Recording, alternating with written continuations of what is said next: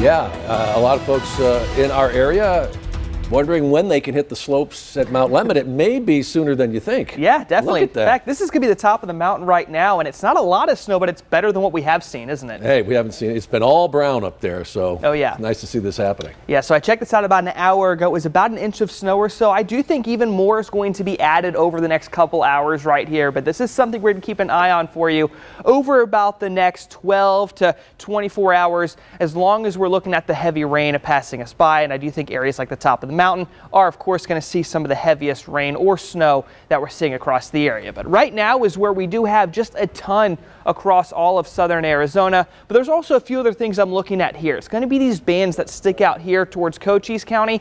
If there's any chance of severe weather, it's going to be in one of those areas where you have clear conditions, and then you start to see heavy rain moving in very quickly. And that's why, as you'll see in a minute, if we get any kind of severe weather, it's going to be areas closer towards, say, Sierra Vista and Douglas, as opposed to Tucson. Because one thing we're seeing closer towards the city right here is going to be lots of heavy rain that's been passing them by. We talked about the interstate a few minutes ago, but let's go ahead and check in towards the south side of town, closer towards the airport, if you're going to be heading over here. So if you follow along I-10 near Keno, you are starting to see heavier rain reach your area right there. You also have quite a bit over the airport falling, so that could be causing a few delays. But one thing you don't have is any kind of lightning or hail. It's mainly just been heavy rain, but the rain rate has been very high in some of these spots. So if you go right here near the interchange with I-10 and I-19, you can see that there are some areas that are dealing with the heaviest rain right there along 12th Avenue and also closer towards, say, Park Avenue as well, where they are dealing with that heavier showers. Now, wider view here, what I want to show you is where the snow is falling. As of right now, the only area that's kind of picking up any kind of snow is going to be closer towards Mount Graham up there, but you're also seeing that the thunderstorms are staying further down towards the south. That's good news for us, but we're also looking at this line back here where you're starting to see a few strikes closer towards Ajo.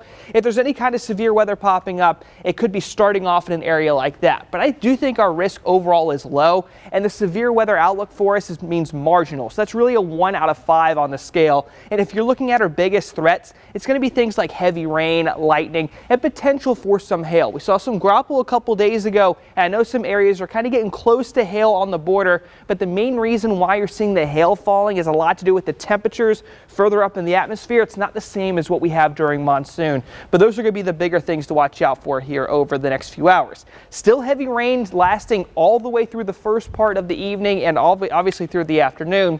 Closer towards 8 o'clock or so, I do think Tucson will begin to have a lighter break. But around Safford, Wilcox, Douglas, in between about 7 and 9 is when you're expecting your heaviest kind of rain out there. Now, once we get past tomorrow, I do think rain chances are going to begin to drop off by about Sunday afternoon at the latest. This is going to be a real big change that we have. Remember, the last few days have been in the 70s. We're going to be all the way down to 59 for a high temperature tomorrow, 61 after that. And Sean, if you're looking forward to Christmas right here, 63 is going to be the high, but we're looking at lows that feel a whole lot like winter with 37 Christmas morning and the following day at 36.